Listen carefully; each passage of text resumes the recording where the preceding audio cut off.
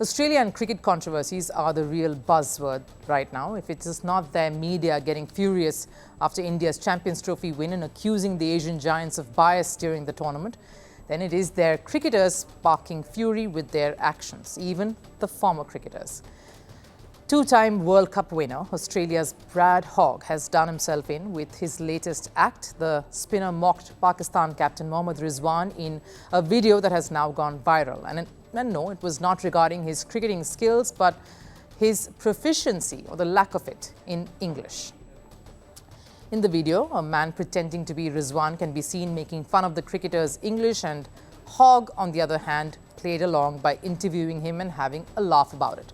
And ever since the video went viral, the former Aussie cricketer has faced the wrath of cricket fans for his ill-thought gesture.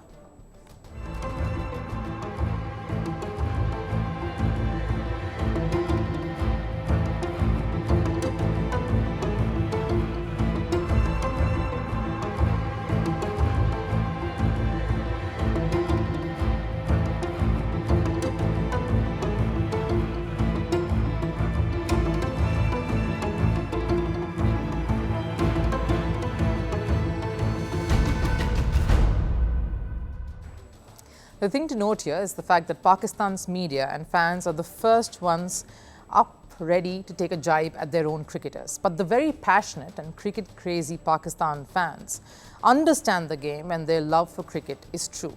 So heavy criticism is solely based on their players' failure on the field or some decisions concerning the game, as we saw during the Champions Trophy disaster too. The first to fire shots at Pakistan were their former players, their media and their fans up and center. And they trolled, slammed and criticized the team for such a horrid show, and at home they were as harsh as any could get.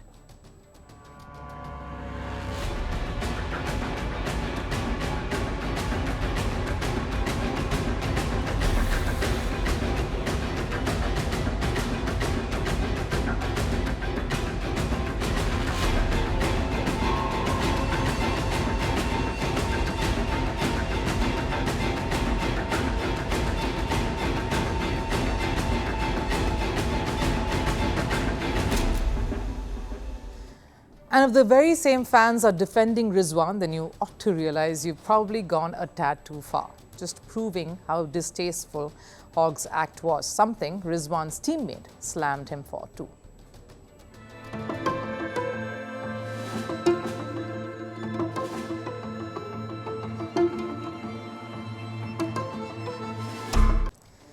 Now, yes, Hogg has taken up a career as a YouTuber post-retiring from the game. He's indulging in a lot of content creation. He also does a bit of commentary. But even if you see the channel, it is mostly about analyzing the game. He has some good insights about the techniques of players, rivalries, and anything that's related to the sport itself. Something that is expected from a player who's represented one of the most successful teams in the world.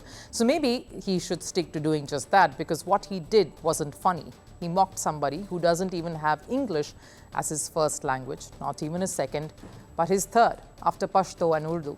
Much like many Indian cricketers as well, whose English fluency is nowhere near that of Hindi or their mother tongue, depending on whichever state that they've come from. Yes, since cricket is played majorly by Commonwealth countries, English works as a common language, but a cricketer doesn't need to have a certificate in linguistic skills. That's not what he or she is here for, because Rizwan is good at what he does, wicket-keeping and batting, represents Pakistan at the international stage, and it isn't just Rizwan who doesn't have the best of skills when it comes to English. Some of the biggest superstars in the world too have been through something similar. Lionel Messi, despite living in America for over a year now, still prefers to speak in Spanish. Sergio Ramos's English isn't the same as his defensive skills. Carlos Tevez, another footballer who refused to learn English despite living for 7 years in England. In fact, when they do speak English, however broken it is, it gets hailed for at least attempting to. Like Lionel Messi was for uttering 2 words, bad boys, in a commercial advert recently. So why is a cricketer, a captain of Pakistan's ODI squad, getting trolled for his English? That too from a former cricketer who's been through the same grind. Shouldn't Hogg have considered the implications of such a joke before playing into this?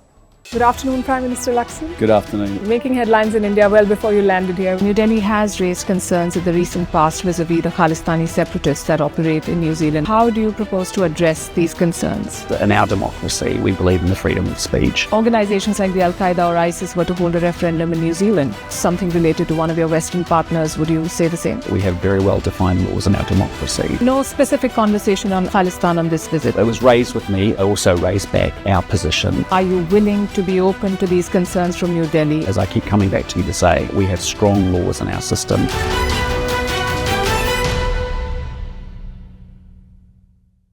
Do you think that Ukraine is at its weakest position? This war is not about Ukraine. Do you believe that your president was insulted?